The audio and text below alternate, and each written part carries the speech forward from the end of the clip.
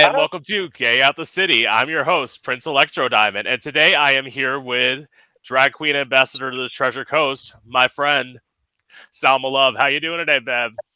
Hi everyone. Hi baby. I'm doing amazing over here home chilling on Great my room. In Salma's room actually. work. So, I mean, before we start with the questions, like,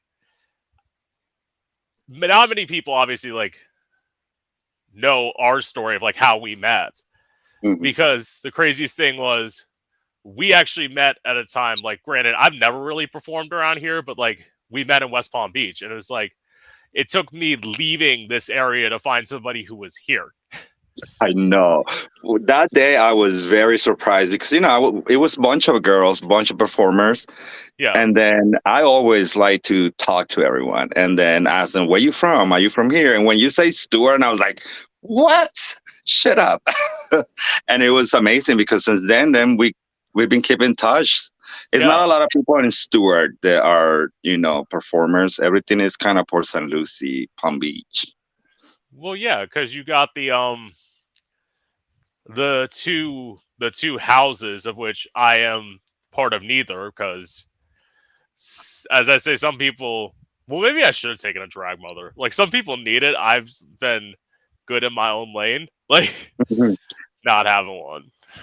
I actually I'm not of either of those houses anymore, or I don't or have a drag mother.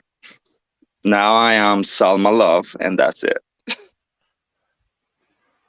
It, Okay. it, it happened a month ago or so. It just happened.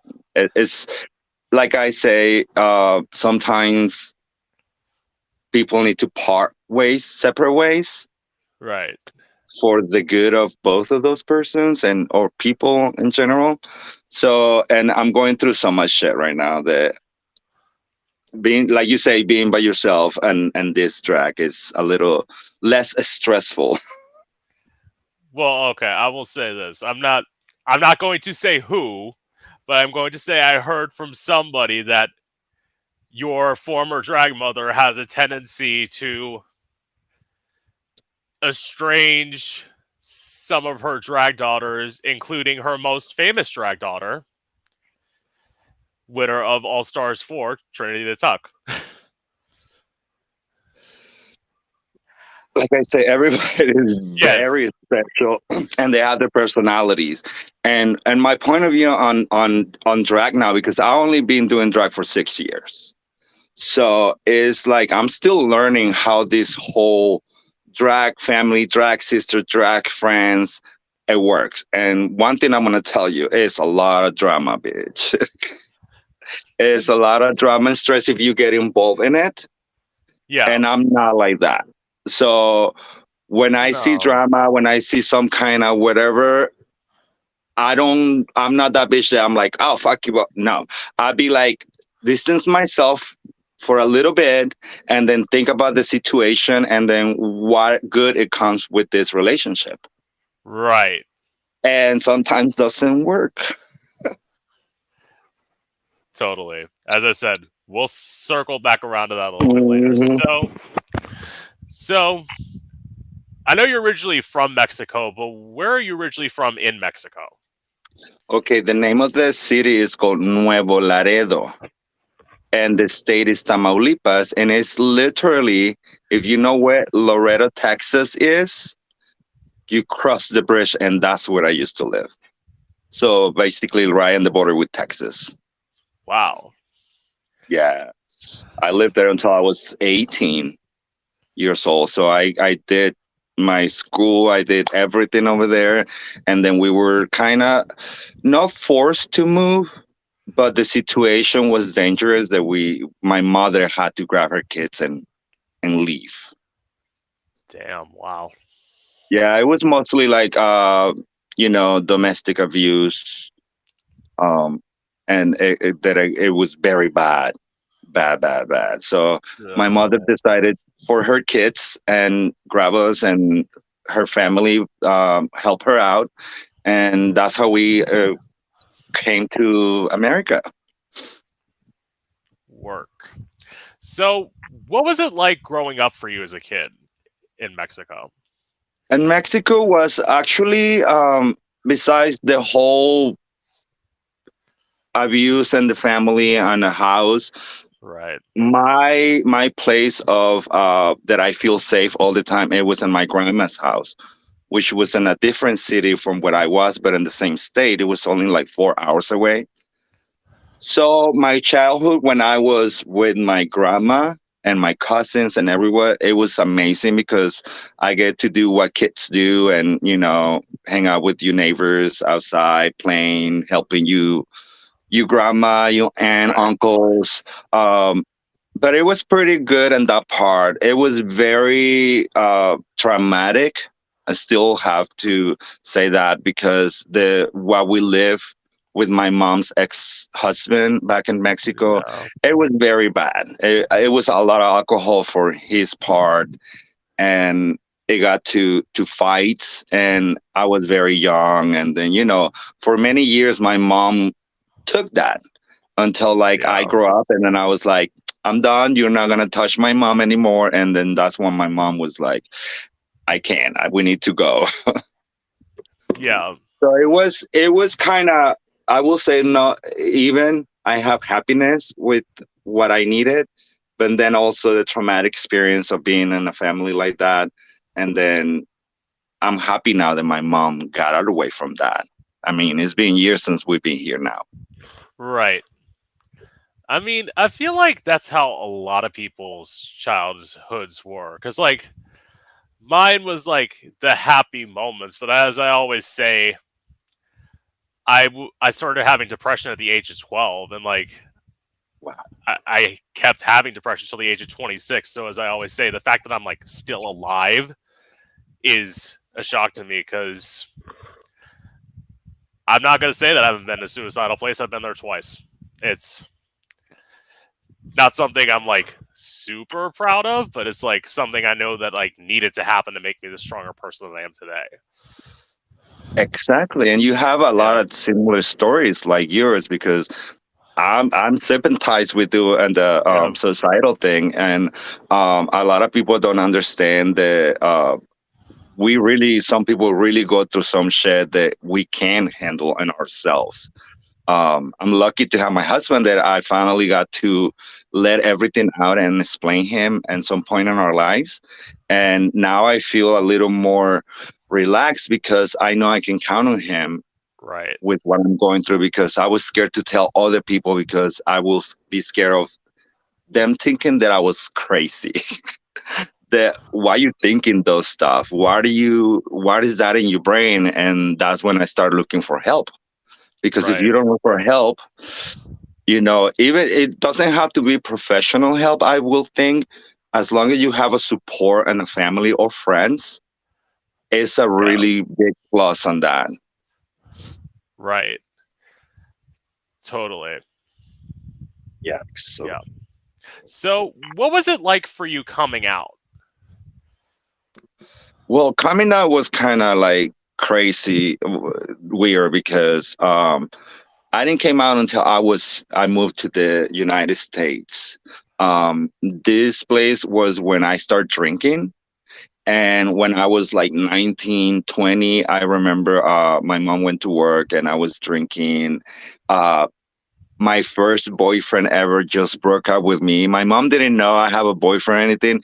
So I was very sad. So she went to work. It was beers in the fridge. I would start drinking. I got drunk, and then I called my mom, just saying, I miss him. I don't know what to do. And then she came home from work, and then she saw me like in the bathroom, all like sad and crying. And she was like, it's okay.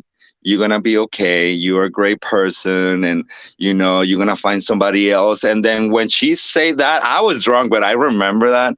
It, Yeah, it just felt good because, in our community, we have a lot of friends or people that we get to know.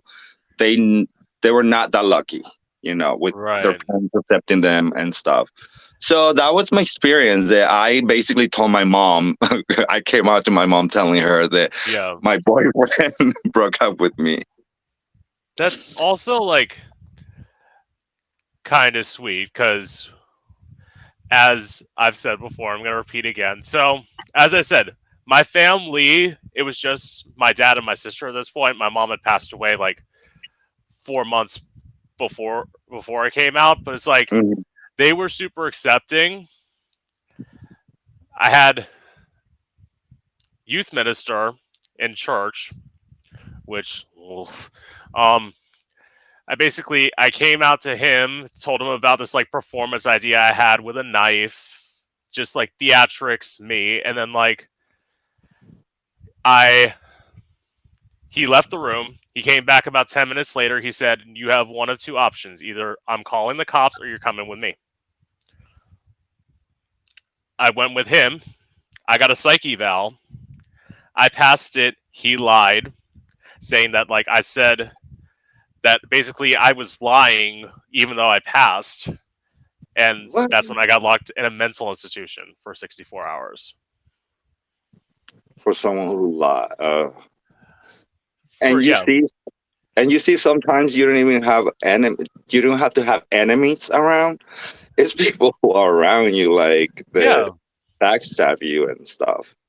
and it's like you're supposed to trust these people, and And theoretically, he tried to make it seem like he wasn't the bad guy, even though he was the one who said all the stuff that got me locked up. And he's like, "I'll put you with this counselor, because she definitely wasn't a therapist, uh, who basically was like trying to pray the gay away."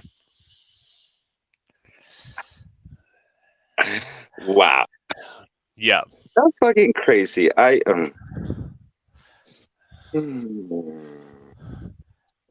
can stand people like that. To be honest, I have been around people who think that just by praying and talking to God that you can change someone, and right. it's not like that. And it's not like that at all. Like, keep you religion to yourself on your Yeah. body. Don't try to implement it in other people's feelings and love because you don't like them being happy. And that is essentially what it is, especially in Catholicism. It's like you say that it's wrong for two gay people to be together, but you're perfectly fine with what that priest is over there doing with that little kid. That you They have no problem with. And it's like hypocritical much, but uh-huh. yeah. But they don't see that. That's the thing, that these people, they're just blind on one side and they just think that whatever they doing is right, correct, plus attacking other communities. Right. And we all know that. We all know what is going on outside. It should be other things that they need to worry about, but no, they're worried about the LGBTQ community. Yes. Definitely. And there's I'll have more of your thoughts on that later. So, Yeah. what was it like for you the first time you performed in drag? The first time I performed in drag, it was in Port St. Lucie, and it was pretty excited. Um, I have a lot of friends showing up for my first show because I didn't plan to be a drag queen. So when that happened and I got the opportunity to perform at Midtown, Dominique invited me. And then a lot of friends came, and then I put outfits together, and a beginner. And everybody was like laughing. I make some money, and then I was like, oh shit. I'm like, let's see. I mean, let's try to make more shows. But it was mostly just excitement about being in front of people and showing them what I was bringing. Right. And I was a little tiny scared, to be honest, just for whatever was going to happen and while I was doing the show. Because, with my chronic pain, I'm like, oh Right. God, like doing it at home, walking at home is different than actually having a whole restaurant, a whole stage for you to be moving around. Right. And, people want bitches to move. They don't want you to stand in one place. No, I mean, my first time. It's actually crazily enough to think about this. I actually started in a way that most drag queens don't start. I actually started at an open mic night in Orlando. Okay. So I remember I always used to be like, I had the idea of what Prince Electro Diamond was. I had to get to a point where I'm like, well, I have this idea in my head. I might as well try it. So I did. And the thing is, did everybody love it? No. Did the the performers, like the other like acoustic people, like it? Yeah, because I was different. And people like musicians. It's probably why musicians like drag queens, because they like things that are different than like what is Yeah. expected at a scene. So it's like I would go up there and do my electronic music and like just sing my heart out, and like even some like jazz people were impressed. They're like, "Wow, you were so different than everybody else here," and I like that. And then eventually, there are people who just like started liking me for me.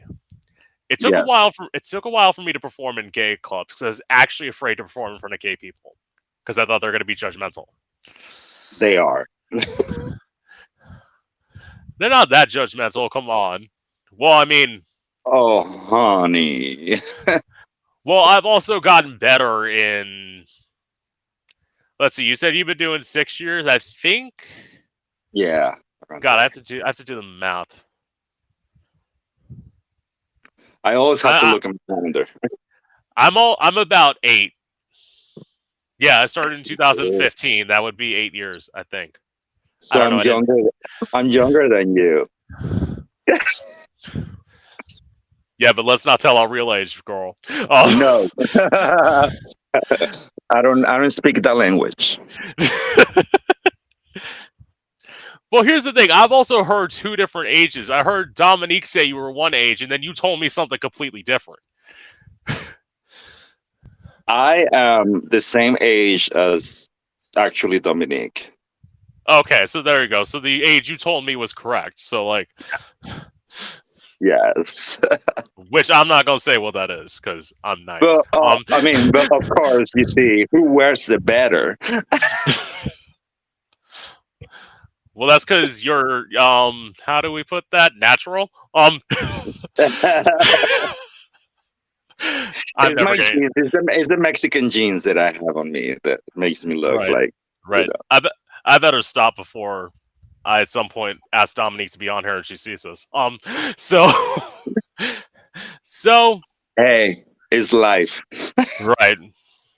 I'm too honest for my own good. So I know you're not a part of it now, but how did you become a part of the Taylor family? Well, going back to that Yeah. name again, Dominique. Yeah. She is being a friend of ours and our family because she's from Belize, so she's Spanish, and she's friends with my aunt Veronica, which is a trans woman that lives in Palm Beach. And then I met Dominique through Veronica when she took me to Rebar a while ago here in Port St. Lucie, and she was Right. doing a show. And then, you know, uh, I was drinking at the time, so the alcohol was helping in that friendship and evolving and stuff. So I know her for a long time. My chronic pain started. I did drag. Dominique invited me to do shows. And it got to a point when she was like, I talked to Bob Taylor, which is the father of the House of Taylor, and she say, I told him about you and I wanted you to be part of our family and yada yada. uh, and it happened, and it Yeah. just happened, just like that. Dominique got me into the family because she saw what I was doing, and she put a word for me. uh, but before that, she said that she was going to be my drag mother, and I told her that I didn't want a drag mother. But she explained me why it's good to have a drag mother, and I went for it. And that's when she added me to the Taylor family. Okay, I'm gonna ask you that question. What is the benefits of having a drag mother? Because other than me not knowing how to do eyes, and a drag mother can teach me how to do that, what else do I need? To be honest, I personally gonna say that what you see, nails, hair, stones, makeup, I have done a lot of research on YouTube. Right, Whatever you see on me, that's YouTube. I don't think that necessarily every drag queen needs a drag mother. right. If you are creative and you know how to do research, and I'm talking about research on you own, no going to other queens and hey, I want you to teach me because that's how the whole drag mother starts. Right. They teach you and then they want to claim and they want to say, I that's who I made. You know what I'm saying? And I see it a lot. So I think right now on my experience of doing what 6 years of drag that not everybody needs a drag mother.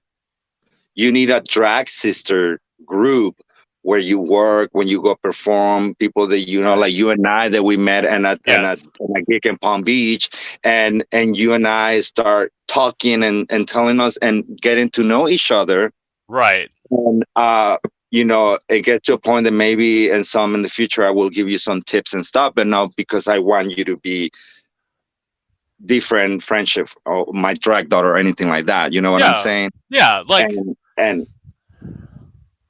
that part, I totally get, and it's also in some ways like I feel like you would never, at least from what you're saying to me, you would never want to be a drag mother to somebody, which is, it's work.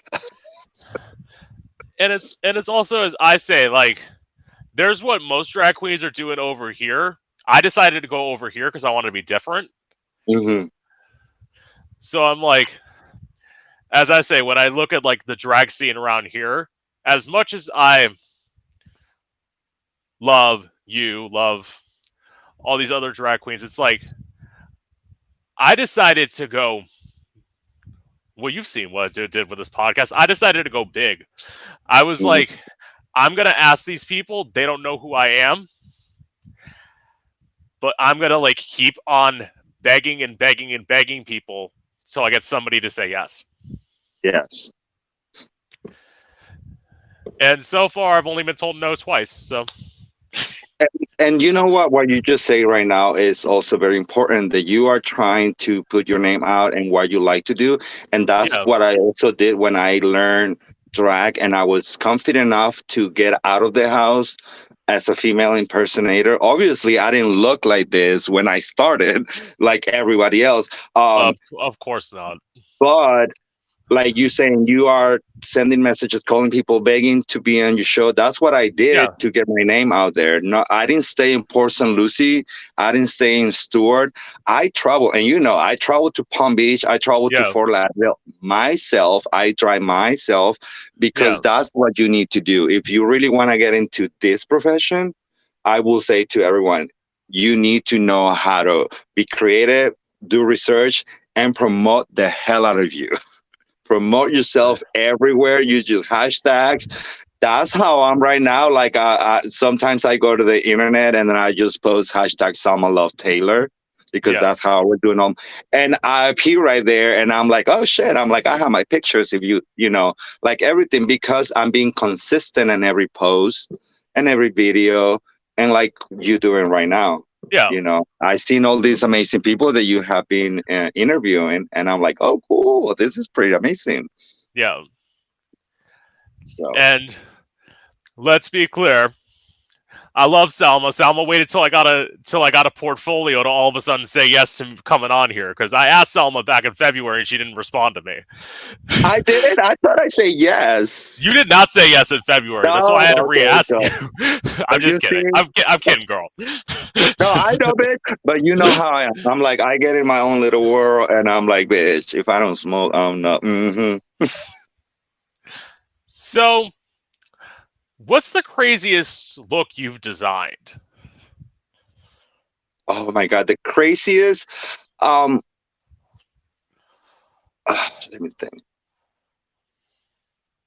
Well, I don't know if this is a crazy one, but when I started, I did this Whitney Houston song, and um, it's not right, but it's okay. Yeah, And I created this carton heart where my whole body fit in it, and then I put a bunch of red plastic on the front so it looked like a heart, and then I cut the heart in the front like a zigzag, a broken heart. So yeah. whenever I was doing my number and I came out, I opened the heart, and then it was my outfit, and then I will take out that away, and everybody was like, That so I think is, that's the craziest, like, kind of like, and forms like, wow, God, that sounds amazing.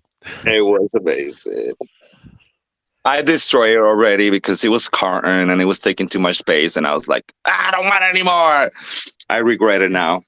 No, you can't like keep stuff. That's why, like, in some ways, I like that my drag is simple. So it's like everything I've had so far, I've kept. Well, actually, that's not true. I've had to throw away shoes because, like, I am very much unlike you. I will only wear black shoes because they last forever. Like, in They are. terms of like, you don't, if you get like silver shoes and you like perform in them too much, they start to get like black streaks on the shoes, so you have to buy new ones. So it's like with black, I can wear the shit out of everything I have for like months and months and months Gotcha. and replace it. Yeah, it's Well, good. I like all the colors. You know that. Well, I started doing, like, once I started doing bodysuits, I started doing colors because before that I was like very strictly black and black only. Like, I would not do. I would do like a flare of like feather boa that was like pink or like something different. But Gotcha. other than that, it was very black. Gotcha. And it's also Gotcha. because I used to be heavier when I started than I am now. So it's like I kind of am okay with that. I see. Yeah. So, have you ever had someone steal one of your tips?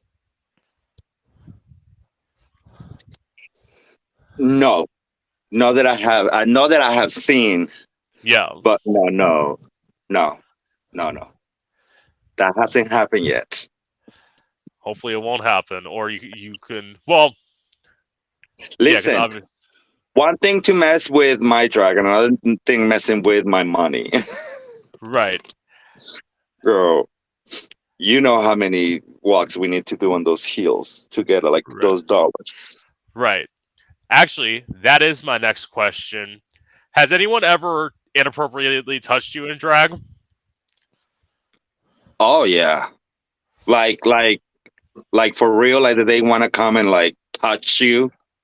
Yeah, Yes, I have a few experiences of that. And, I'm a lady, so I'm always go like, listen, no, I'm not mean, but if that person keep insisting on something that I don't want to do, then right. that's when I'm like, listen, bitch. And I'm like, my voice comes out. Yeah. But yeah, no, it's a few. Well, I mean, if I remember correctly, you had you had somebody do something to one of your wigs the night we actually met, right? If I remember that correctly. Oh my God, that was the craziest thing that has ever happened to me in drag. It was nasty. Do you want me to tell you? I don't remember exactly what Well, happened. we were doing the show at the office, in Port St. Lucie, and then we get, since they don't have a room for us to change, they gave us a bathroom, one of the Wait, bathrooms to change. So wait. people, That was at yeah, the office? That wasn't at Scales and Tails? no, that was at the office. Oh, okay, go ahead. My bad. And then I'm always early.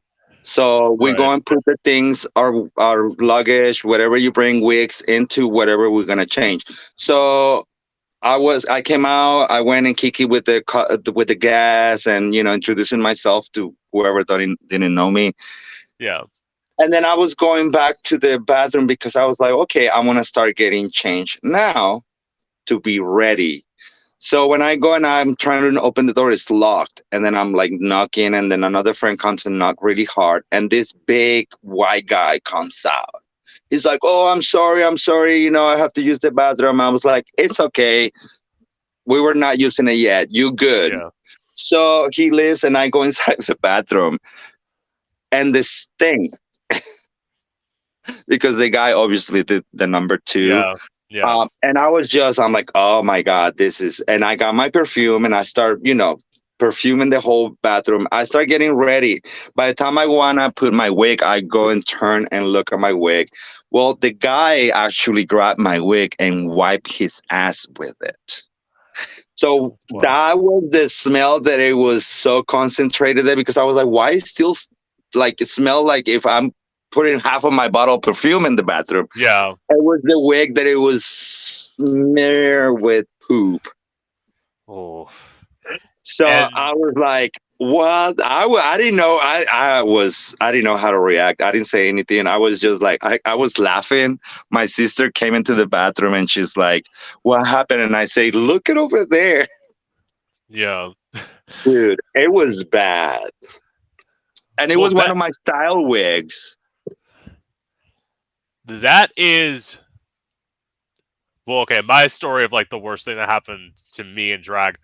It is about a wig. It isn't that bad. So I literally, when I was at, it wasn't when I lived in Orlando. It was like when I came back to visit. I was performing at Parliament House, and like literally, I was like sitting, waiting to like perform my next song, and some guy's like, "I want to see you without it," and literally just ripped my wig off my head. Eh, Nobody has done that to me yet. You better not, because like literally, I was nice that night. If I was in a bad mood, I would have taken my shoe off and beat him upside the head. Because I'll literally, grab the wig, I bitch. Poo, poo, poo. because it was, I literally had to sit in the window and like fix the part in my hair and make sure it's in the center of my head. Because like obviously, before I had performed, I'd already like focused on where everything needed to be. But it's like now I have to redo that because you fucked me up. I can't believe that. Yeah, that was actually So he snatched your wig, man. yeah, that was An apartment house. Oh Lord. yeah. I know I miss.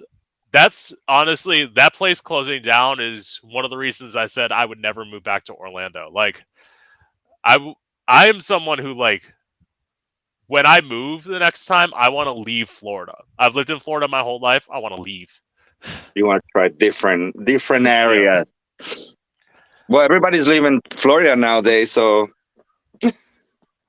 of course. And cuz we'll mention this later, they fucking should be. Anyway, let's see. yeah. Oh, so have you ever faced racism being a Mexican drag performer? No. I'm being so lucky also in that part.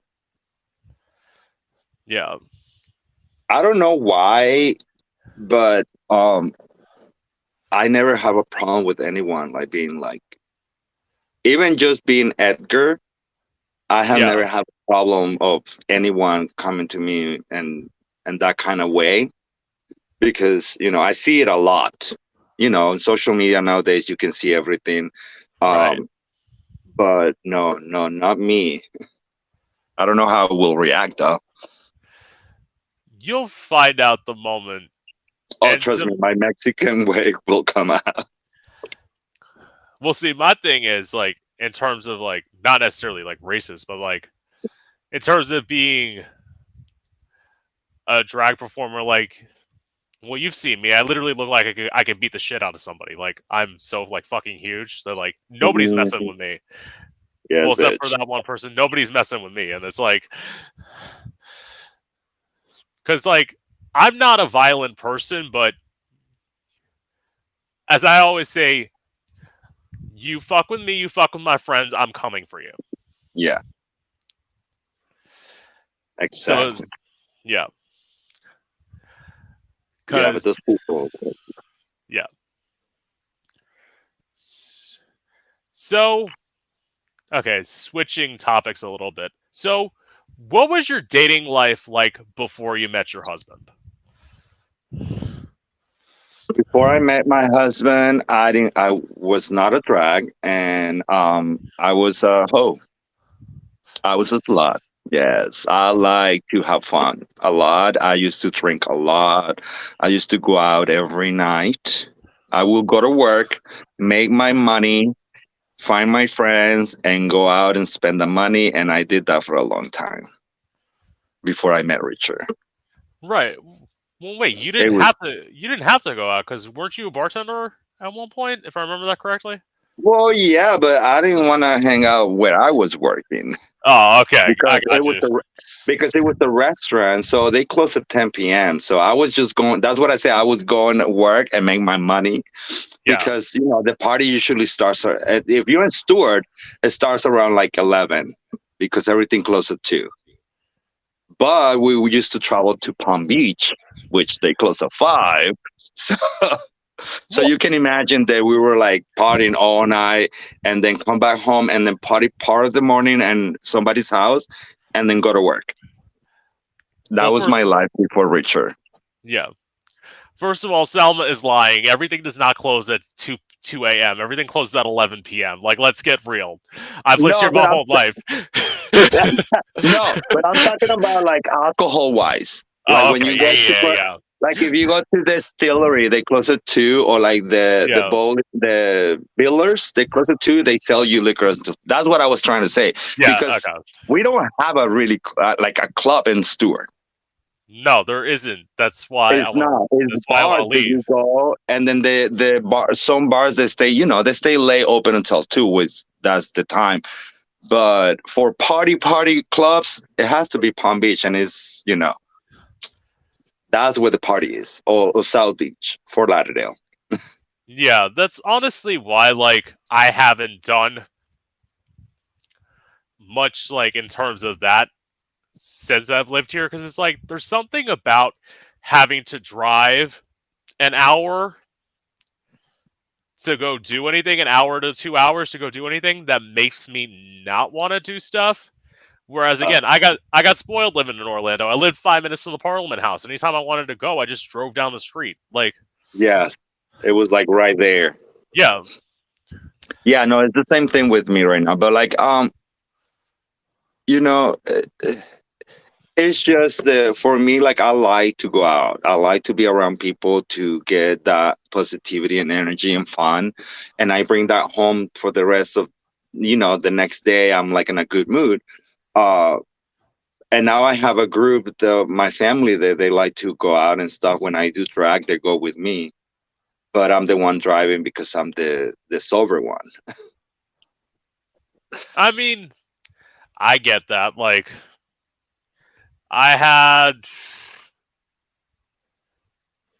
Well, fuck it. We're gonna skip to this question. So, Yes. I had a question about drugs and alcohol, but I'll ask it now. So, what is your relationship with drugs and alcohol? Okay. With alcohol, I have to part ways, separate ways with alcohol because, Right. like I said, I used to drink and a lot, and when I drink, I'm happy. So I just want to have fun, meet people, and all that. But it got to a point that I met Richard, and alcohol was a problem because I was not respecting the boundaries of a relationship. Right. So I did a lot of damage because of my drinking on a way that I would not be home. I'll be hanging out with Okay. my mom, with my friends, and that's the fucked up that I was doing a lot. That I would go out and not come home for a day or two. Oh So yeah. it got to a point that I had to speak up why I was what I was doing, what I was drinking, how I was feeling, and that's when I opened up to Richard finally, and that's when I decided to quit drinking. Actually, it was on my mom's birthday that I quit drinking. I took her out to Orlando. Actually, Yeah. we went to Amber on downtown, and then we ended up at the Parliament House. Actually, Yeah. and that was the last time I was in Parliament House. Actually, too, the last time I drank. Wow. Yeah. So and drugs. I have like I don't know. I was gonna say like everybody else, but I don't know if everybody else has tried. I have been introduced to certain drugs, but just to try it, and I didn't get like the oh I want to add this to my alcohol because the alcohol was giving me everything that I needed. Right. It was numbing my pain, numbing my depression, numbing my whatever, everything. I was happy. Uh, my sister actually was the one who got into the Mary J, and she was telling me, "I was like, you should like switch up alcohol." No. So now I'm medical marijuana because of the Yeah. depression and the chronic pain. Right. Which I don't like to smoke, to be honest. I never was a smoker for cigarettes or anything like that. I just Yeah. don't like it. But now I do. But they also give you other options. So on Right. drugs, I didn't get into any drug, but right now the medical marijuana. My Right. drug was my alcohol. That was my thing. So with alcohol, as I said, as I was trying to say before, I had like one bad night, and then in terms of drugs, I would say everything illegal I've been around, I've just Uh huh. never done it. The only thing that I abused, being as you know, in pain before I got to the doctor, was I abused ibuprofen like crazy for 4 months. Okay. Like I was taking 18 to 24 pills a day. Wow. Yeah. But And but it's because you were going through something. It's yeah, not. it was because there were times like I would be at work, like before I got to the doctor and all that, where I'd be like mopping floors and I'd be like, I was in so much pain that like, I was like, I would rather just fall down on this floor and be taken out in a stretcher than have to finish this. Like, I hear you. it got to that point, and it's like once the doctor did his best, but eventually, like as I was telling you, like why I left and switched jobs is because the doctor had said, "Okay, I've done pretty much all I can for you. You need to get a job where you're off your feet." And I tried and I tried and I tried, and then like as I said around December, I'm like, you know what? This doctor's right. I put in my 2 weeks, and I'm glad I haven't looked back. There you go. Yeah, And that's the thing that with this kind of medical problems, you have to try everything before like in my case, yeah, I've been pushing this back surgery for probably a year or two. I don't know, and because they already told me before that I need surgery, so I'm like, and then they gave me all these pain pills that in the beginning of it I was taking it because the pain was new for me, like having it right. every day. So they're like, "Well, there you go. This is the medication that we can do for you." And I was just taking it as they were giving it to me, but I didn't like them because the way they were making me feel. Your body Yeah, changed. Your body changed with freaking pain pills and stuff like that, and I didn't like it at all. So that's when my sister came. And was like, "Oh, try this," and then I talked to my doctor about medical marijuana. But I've been around all the drugs too, and you know, right. it's not worth it to be honest. Not even the alcohol. But I'm gonna tell you something. If I could control my drinking, like by say I'm gonna go out and I'm gonna have just 2 drinks, I will keep drinking. But I know I'm not available to do that. Well, I mean that when I do drink, that's usually what I do. But like in some ways, like if we're ever out at the same place, that's why like you can hang out with me and know that most of the time I'm not going to be drinking most of the time. So it's like because I I, don't know why. I especially like when I'm performing, like with me being a singer, it's better for me to have water than it is for me to have alcohol. Like, yeah, true. I don't sing, but I know yeah, that's true. yeah, right. So, okay, that actually leads to my next question. So, you kind of said it. When did you start developing your chronic pain? Uh, well, I have pain for a while now since 2002, but it was not too crazy. It will come and go for like a day or two, and then I'll be like, putting eyes, getting massages. It was Yeah. not until 2017 actually that I was working and my pain didn't go away. It was like 2 weeks, a week or 2 weeks that I was working with a pain. I got to a point that I was crying at work because walking was very painful. Yeah. And that's when we decided to look for medical help and see what was happening. So it's basically 2017 and December. That happened November. December was my first surgery on my hip, Wow. 2017, and that surgery didn't work.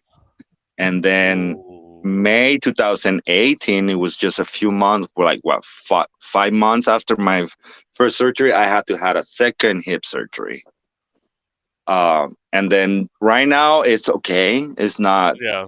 as painful as before. So yeah, chronic pain is been with me since 2017.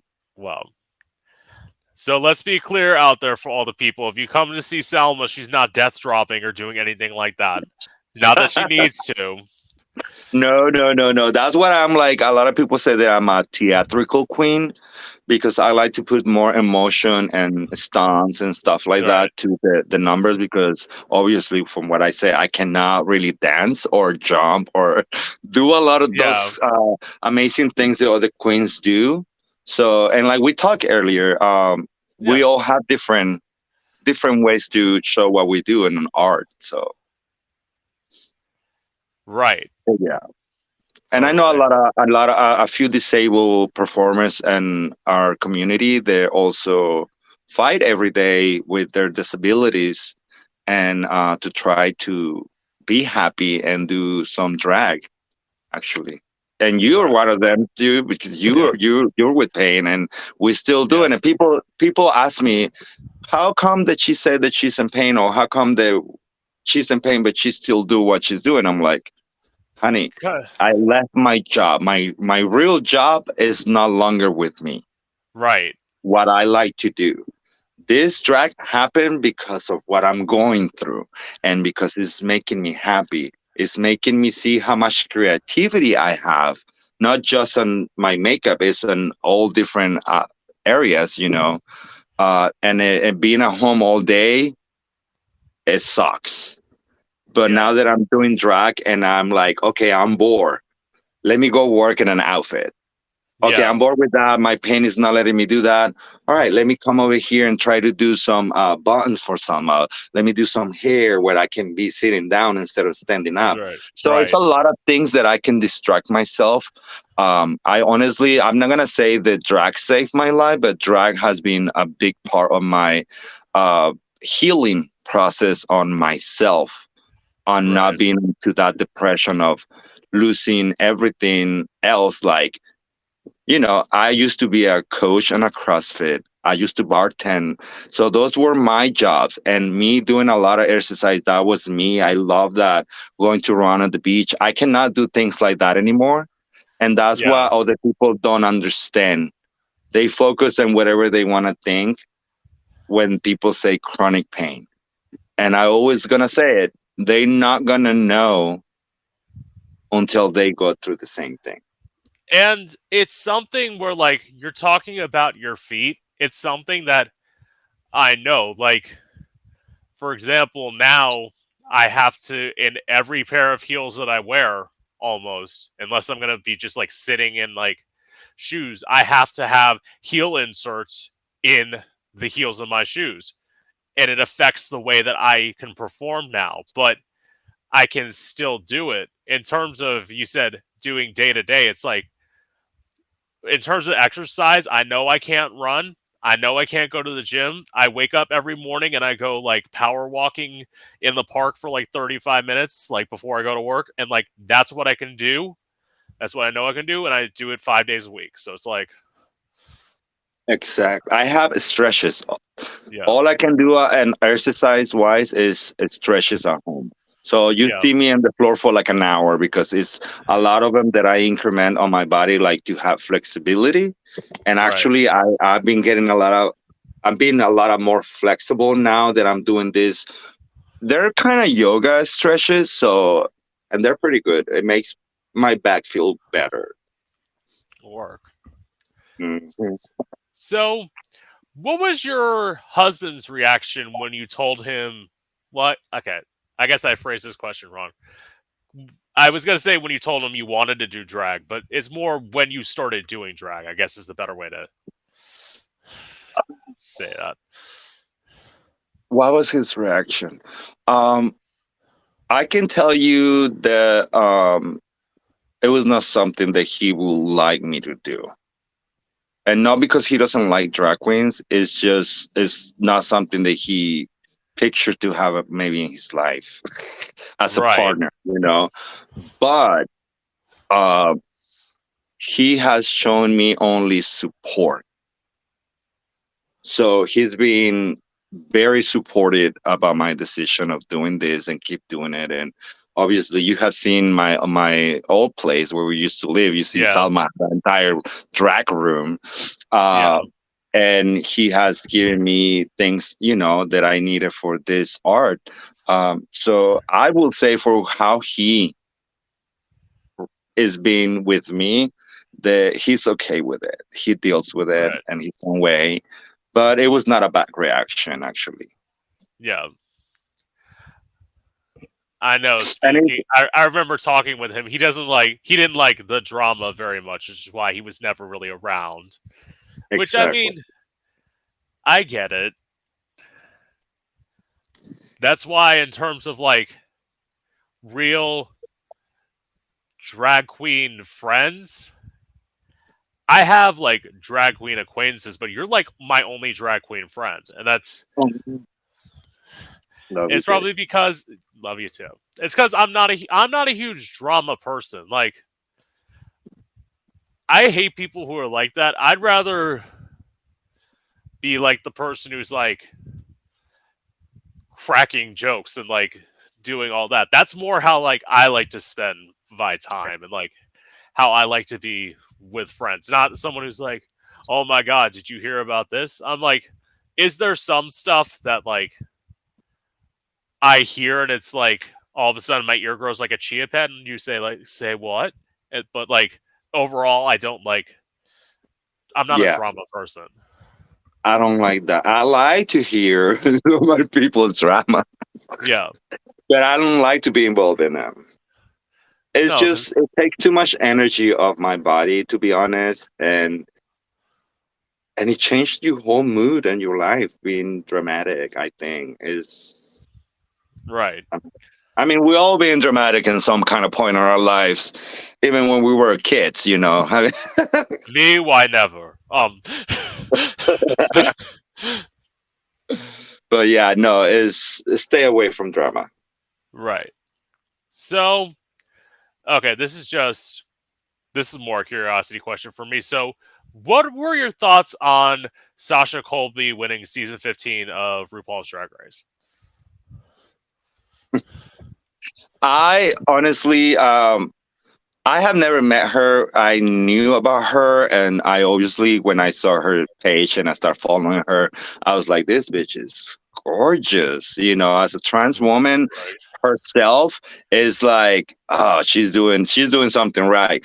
But seeing her and Drag Race, because I'm a fan of Drag Race, I Right. am, um, and seeing her in the competition, I was like, she's talented. She is. She was one of my the ones that I wanted to win, to be honest, and my husband too.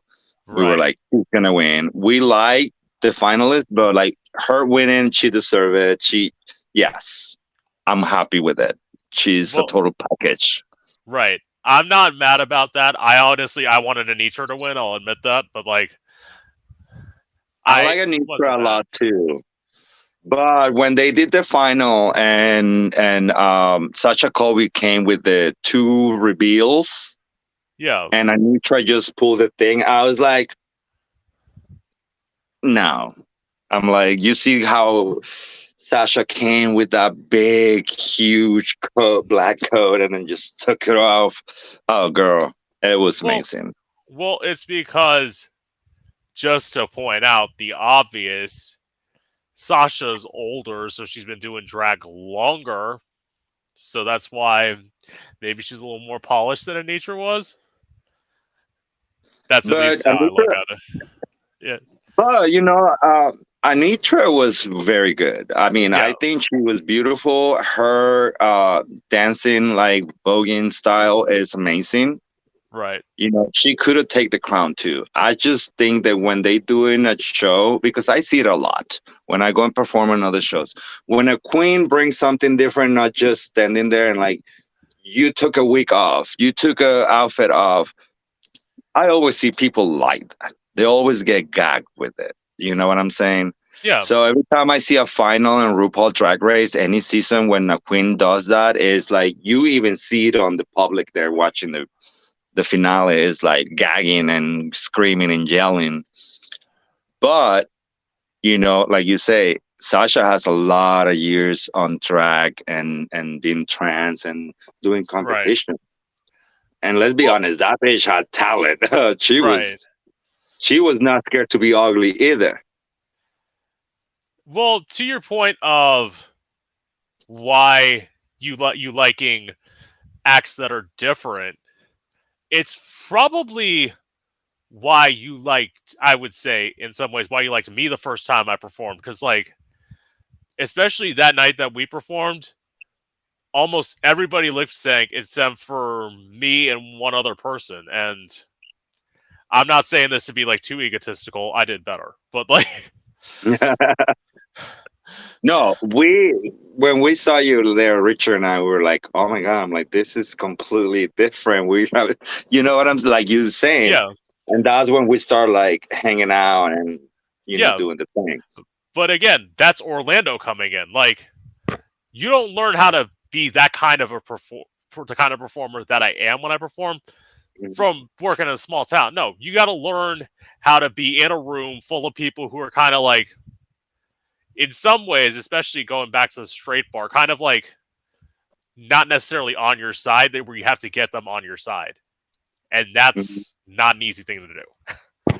No, because the expectations right now of shows or entertainment is getting high up. Like we have what Queens and South Beach jumping from a bus into a split. I mean, Oh yeah, us. seriously, Yeah. we have TP Lords that you open the hat and a drone is coming out with a big gay flag. I mean, it's very challenging.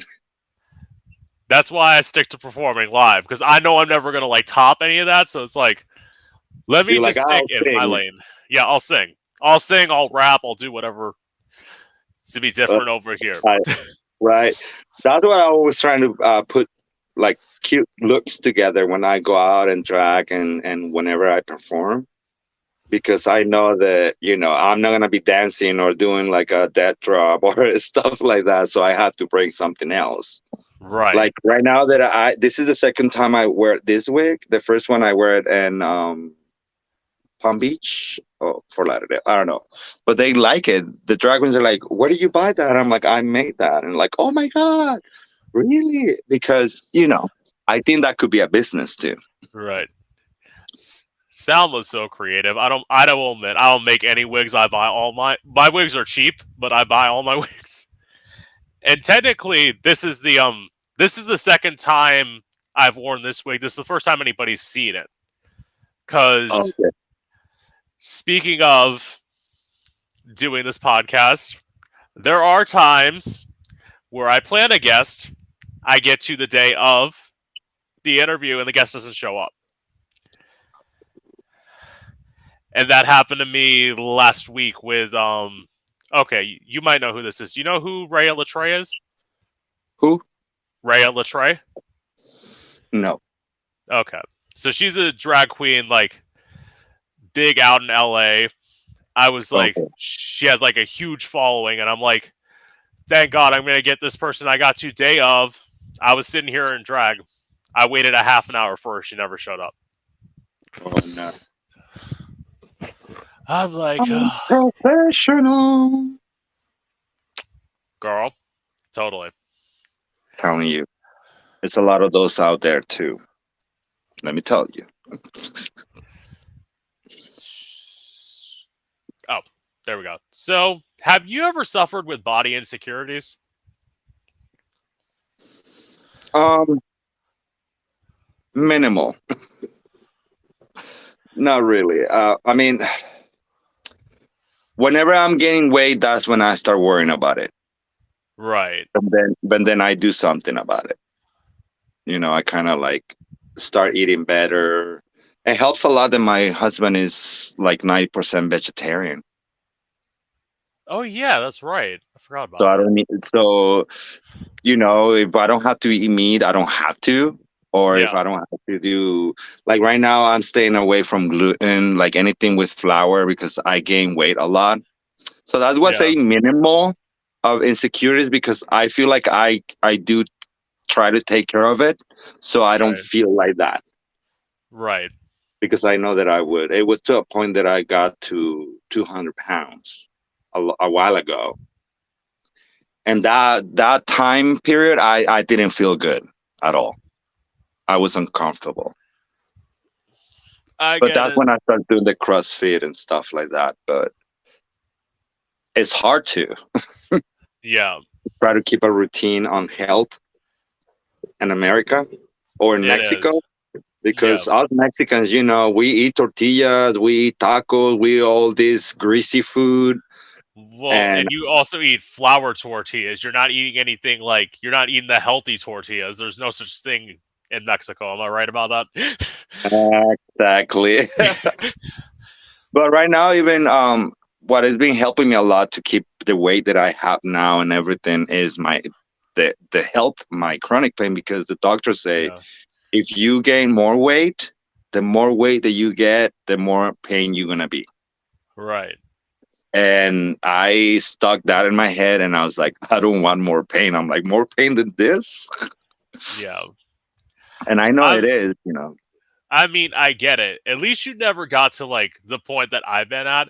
So I had like this unrealistic number in my head of what I should weigh at one point, Uh and I huh. think it was like I said 150 pounds. I'm 6'3". There's no way I could be 150 pounds. Like that is No way. so completely. I would be anorexic if that was like, You feel like, yeah. So it's like I got to the point. It was honestly probably it was honestly only a few months before we met that I'd got to that point where I'm like it's where I started wearing bodysuits and I'm like fuck it, this is my body as it is. hmm I'm gonna do my best to change it. I'm gonna try and eat healthy. It's not always easy, but yes. But all this that we all go through, and our body problems, you can say. yeah, Um, I feel it's everything because of what we see, what TV, what social media always try to push what is supposed to be a body, you know. right, And I'm not a big person, but I have people around me that are big. Like my brother weighs almost 300 pounds, and we try to help him, but he doesn't want the help. But we try to make him understand. We don't bully him. We just like, yeah, if that's who you want to be, hey, that's fine. But remember, you have to take care of your health too, not just. But right, people is always so, and being in the drag world and the entertainment world and the gay community, to be honest, you know how gay people are. is always trying to look good, go to the gym, a constant like Right.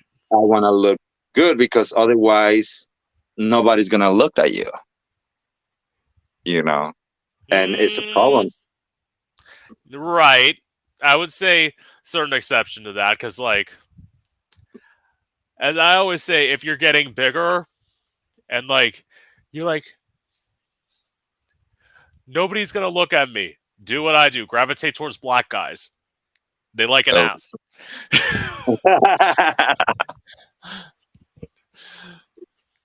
Because But literally, I that's say that because let's say when I hang out in Wilton Manors yeah, and you want to go and let's say like what everybody wants to do, like if I go and I want to go hooked up, I don't know why, but I never have any luck. Like when I used to go like to Manors, like I'm talking about 20, no, maybe 10, 15 years ago. It's been a while what? since Well, since yeah, going. but No, when I was single, I'm talking about. yeah. I'm thinking you've been married a while, but yeah, I get that. Yeah, but and it's just like I just feel like a lot of people go to certain stereotype of body, you know. Right, right, Like I have dated people who has like being really skinny. I have dated people who are like not big, but like not, average either. yeah, So and because it comes to a point that is what you see inside that person. exactly. If you want to hook up, oh, that's easy. You just go and do your thing. But when you want to see who that person is, you have to spend time Right, instead of just looking someone across the street and say like, oh no, that's not my type. So you going by but that's what I mean about body. yeah, A lot of people just go what they see instead of right, trying to approach and say like, hey, I looked at yeah, you, it was something. Because if they looked at you, it's because it was something that it was interested on them. right, But they wanna just deny things. That's how I think sometimes yeah. with this, you know, body thing. And in terms of, I will say this, or if you're someone out there looking for constant sex, get you a friends with benefits. I have one. Actually, I'll tell you. I'll tell you later. It's actually somebody you know. Anyway, so um, I mean, I'll tell you after Yeah, all yes. this. I Yeah, because I'm not about outing people for No, no, no, shit. no. Let's Because kiki separate. yeah, yes, I have standards. So so um, what are your okay? So second to last question: what are your thoughts on how the LGBT community is being treated today? um, I just think that it's not just being today. It's just that Yeah, people now are following this character that is actually attacking the community. And because we all know the LGBT community has suffered from a long time. We have our elders that they have fought for us, for our rights, right, for everything that we've been doing. And look at just now, like I don't know how long ago, a few months ago, we were still on good. Everybody was working right. Drag queens were doing their thing. And then this character comes and it starts stirring the pot because right. the attack on the gay community is always being there. It's always gonna be there. And I don't think it's gonna go nowhere because it's always gonna be hateful people, sad people that they're just not happy with themselves. So they go and try to destroy others. So how they're treating us right now is very horrible. That's what I had to. I didn't have to. I wanted to go to that drag queen march in Tallahassee. Right, That's why I went to the walk in Palm Beach 3 4 weeks ago for the 500 block closure. The governor, wants don't want to cooperate with it anymore. I'm getting involved in all these activities that is basically trying to support the community, and that's the way that I can do it. Make presence if I can. right. Um, but it's just horrible that people are getting. fed with these things that are not real, you know. Right. And it's just not the track community that they are attacking. They attacking our trans sisters there. Right. Seriously, I mean, I'm tired of repeating this, but when have you seen the our community are attacking kids, are attacking people? I mean, it's very rare. It's out there, but it's very rare. And I just think that it's sad that a lot of people are getting and believing these things. And it's also the fact that they're like, there are kids around. First of all, I will say this when I perform, keep your fucking kids away from my performance. Like, I literally mean this. Like, if I have a microphone and I'm doing a set, do not bring your kids because chances are I'm gonna swear at some point and I'm gonna do things. I'm probably gonna like twerk at some point. So it's like, keep your kids away from me. Like, I am not someone who's gonna like read your kids books. Like, that sounds like a horrible way to do drag to me. But God bless the people who do. I just don't want to do it. Yeah, well, and that's the thing that people need to understand that it's a lot of different drag out there and performers, and it's a time and a place to do certain things. Uh, and my case, when I perform with kids, is when I have done prize, which for me that's the only place that I can think that a whole LGBT community families can come and have fun, and right. apply. I have done private parties where they have kids, but obviously it's all independent. I don't sing. I don't use the microphone. I only go and lip sync. So Yeah. what do I do when I ask, is any kids gonna be in the area? I just try to bring outfits that are not too vulgar. And the songs that I know, I mean, I do songs that are like classics, like Yeah. pop. I don't do Right. R&B and stuff like that with bad words. So I'm not worried about being a bad example for kids or Yeah. anybody on that matter. It's just that people need to understand that it's not that we want the kids in our area. It's just the parents that they want their kids to experience this at a young age, and it's their decision. You know, Right. most of the other gigs that I do, it's a nighttime. For God's sakes, most of the Yeah. drag that we do is at nighttime, and some brunches. But that's every establishment Yeah. rules to have kids or not. But the ones that I have worked, we usually always do 21 and over. Yeah. No kids. So every performance that I bring or that I used to bring, they do their thing. Yeah. Because once you say, if you bring, let's say, a Dominique Taylor to a place where kids are, her drag is more sexy, more mature, more like adult. You're Yeah. not gonna want that in front of your kids because obviously she does it differently than doing another drag queen that is doing kids number like Disney numbers and stuff like that. Yeah. And that's what people I don't think understanding the drag is diversity. And like you won't read books to kids because Yeah. that's what you I think that I may do it. Why? Because my husband is a librarian. I'm like, Yeah.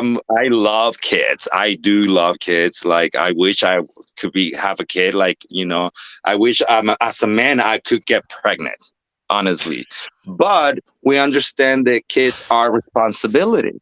Yeah. It's things, and then I don't think that a government or anybody in politics should tell a parent what to do with their kids. Right. Like everybody say, if you want to bring your kid to a fucking drag show to hear somebody cuss, that's up to you. Yeah. And And I also, think that like 9 times out of 10, my ass is. Well, actually, no. I should say it's just especially now. 10 times out of 10, my ass is out. So like, and, I and, just and you've seen some of my outfits too. Sometimes they're like yeah. sexy. It's not an outfit that I will wear in front of a kid. Yeah. You know what I'm saying? So that's why is basically people saying like, no, you guys need to stop trying to have kids on your shows. I'm like, we're not trying anything, we're just doing our job. Whoever brings the kids are the parents. They are open-minded, and they know there is nothing wrong with drag. Right. But why bring kids in the end, if it's not like a family event? See, and that's also that brings up the point of that's what I miss about being in the city. Like, because I feel like in Orlando that wasn't such like a big deal as it is here. Hmm. Like, at least I remember when like I only went to Pride once when I was in Orlando. I regret it, but it's like I only went once, and like all of the stuff I was involved in, the parade and all that. First of all, the parade was corporate, so it's like it Oh. was basically just people handing out shit of like stuff where they put on pride flags, and like I was the person who I will say bringing back to Orlando, and like after the Pulse shooting, it's like you all put Orlando strong on your business, but in truth, at least in my opinion, most of y'all didn't give a fuck about us till somebody tried to shoot up the club that we were all in. Yeah. That's how I viewed it. Well, if you think about it right now, this governor that is attacking the community now, when that polls happened, he made a donation for the polls thing, and now he's the one who's attacking our community. Yeah, So that tells you that he was using that what happened in our community in polls to get a little name there. Oh, I'm going to help them, but now he's the one attacking us. right. So you see, it's just that's what I don't like to get in politics, because they're just stupid. Right. I used to do a political show. I don't do one anymore because like this takes up so much of my time, but it's hard because it's like you do get like so angry just like looking up statistics.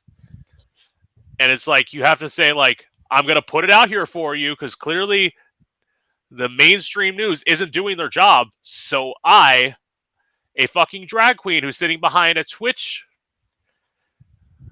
platform is having to say these facts for you cuz nobody else will. But even if you said it, Yeah. these people most of the time they don't. It's like they don't hear it. Right. They have their mindset on whatever they think they believe, and then even if you bring them the proof, like Yeah. everything, this is what they did. Even videos, they won't. No, that didn't happen. I'm like, Right. I'm like, you guys are insane. Oh boy. We could go on and on about this, but I'll go to my last question. So, what's the biggest misconception about you? Uh,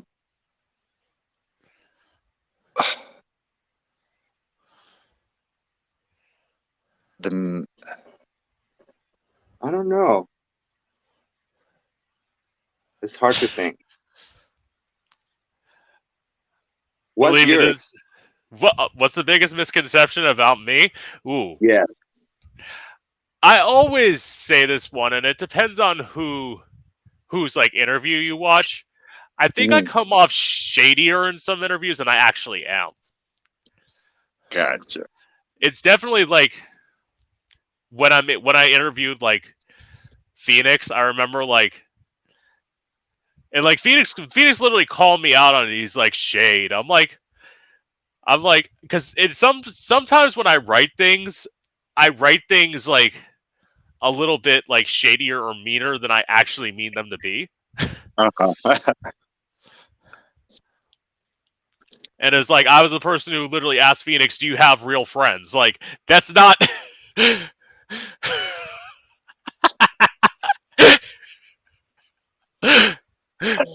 Bitch.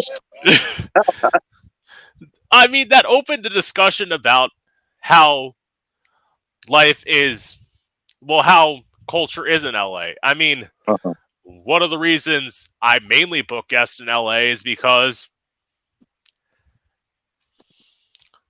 A, Almost everybody I've hit up in Florida, except for one person who I'm having Monday, other than you, has either flaked out on their interview, said that they would come on this podcast, then every time I try and book a date, they don't get back to me, or Oh. they ask me for money. Uh. And I'm just, because, well, I mean, you know, this is a drag queen. When you're getting paid to do something, you come into it with a different mindset than if you're doing something because you want to do something. Exactly. So how much I'm getting paid? Bro, I'll tip you next time I see you. That's when you get paid. No, I I'm got, kidding. No, yeah, I'm telling you, I was very excited. I told you earlier that I was excited yeah, to do this. I mean, I had to do my research on podcast. yeah. And I mean, like, I also, as I say, I don't run things the traditional way of like just Q&A. I like to like, I mean, well, you already know me, but like for people who don't, it's like this is a chance where like you're meeting me for the first time. I know a lot about you. You don't know a lot about me, so it's like I have in some ways a leg up on you. Yeah. I should like give you a chance to get to know people. It's literally one of the interviews that I know that you liked that I did was the one with Callum Hawthorne, where he literally told me he's like, if you hadn't opened up so much, I wouldn't have been willing to open up as much as well. And I'm like, well, that's my job. Like, Well, yeah, exactly. Yeah, and that's the thing that when you meet someone, even if you don't know that person, that's what I'm saying. Like when you find someone, you have to give that person the opportunity and ask questions and get to know the person, so you both can open up and be, more truthful.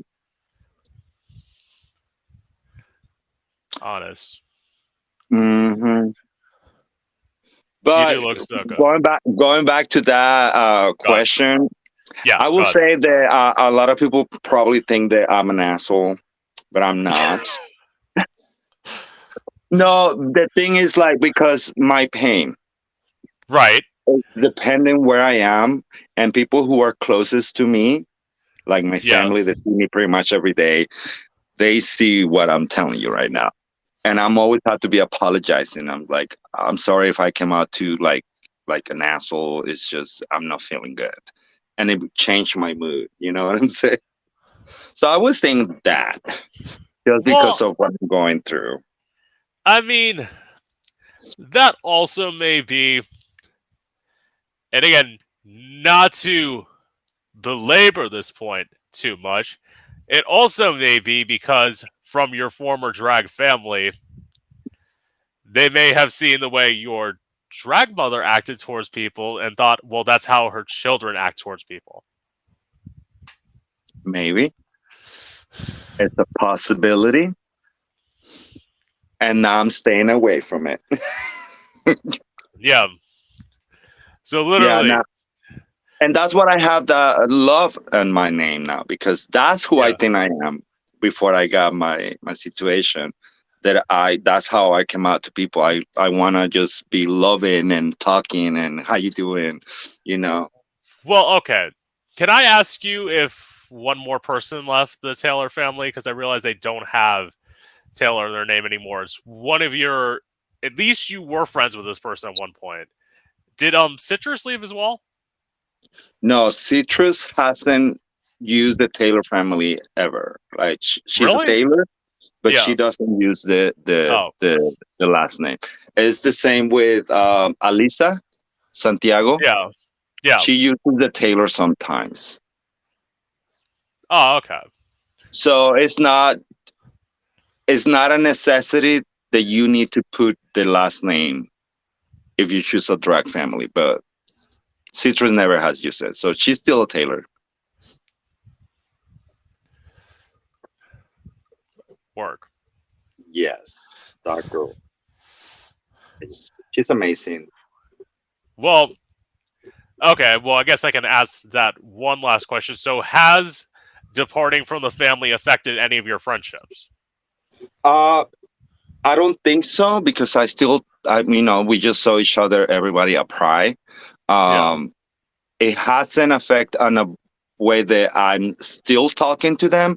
It has effect in a way that we don't see each other as often as we used to because I decided not to do any more gigs in Port St. Lucie for now.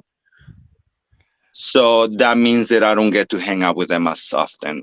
right, Like before, I used to see them like every week doing right. shows here and there. Uh, but no, we're still friends. The only difference is we just don't see each other too often. Well, actually, Salma says like booking gigs. Salma, because of the back surgery, gets to have what I call a forced drag vacation. Girl, been there myself before. Like, Ugh, trust me, I'm like, oh God, I had to be out of commission for months now. so, like, 4 months. how long?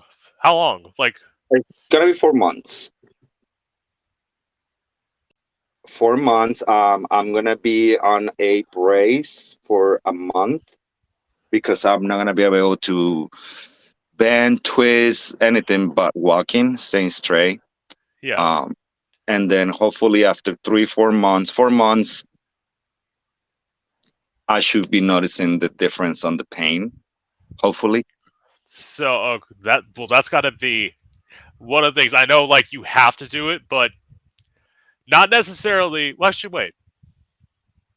You know more about prides in this area because they do stuff in May. They don't do much stuff in June, right? Hmm. Like in West Palm Beach and all that. So like you're not really missing out on that money theoretically. No. It's as far as I know it's a big event coming up in Palm Beach in June, which is Pry and the Block. Yeah, I was actually part of it last year. I did a few shows. But that's the only thing that I can think of that I'm gonna be missing. Actually, before my pain got worse, I was gonna start looking for gigs in Stewart for myself and as a show director. Uh, but now I have to do this, so I have to pause everything. right, Uh, I'm doing also my rhinestone little store. I've been rhinestoning a lot of stuff for sale. Uh, but now I'm gonna have to stop that too. So right, basically, my regular things, everything is gonna be old. right. Well, well, girl, if you start becoming a director of a show, Hey, let a bitch know. I may actually like, as I say, come out of semi-retirement from performing to right, perform in one of like your shows. obligated retirement.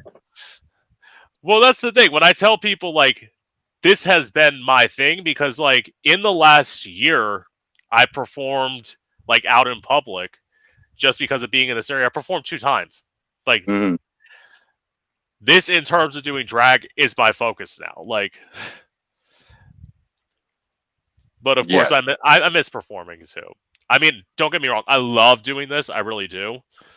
But I have like every so often I'll be like I miss performing, but it doesn't happen that often. yeah.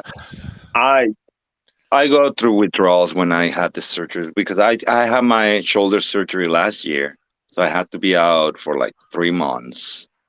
Um, and I was like, oh my god, I need to do some makeup, Yeah, but it's crazy. right. So I guess with that, pretty much, yeah, I'm done with my questions. So I guess we'll just chat for a little bit after. So like I'll end the interview. First of all, thank you so much for coming. Thank you, baby, for having me. It was fun, fun, fun. You're welcome. And this has been Gay Out the City. I'm your host, Prince Electro Diamond, and I hope you've enjoyed.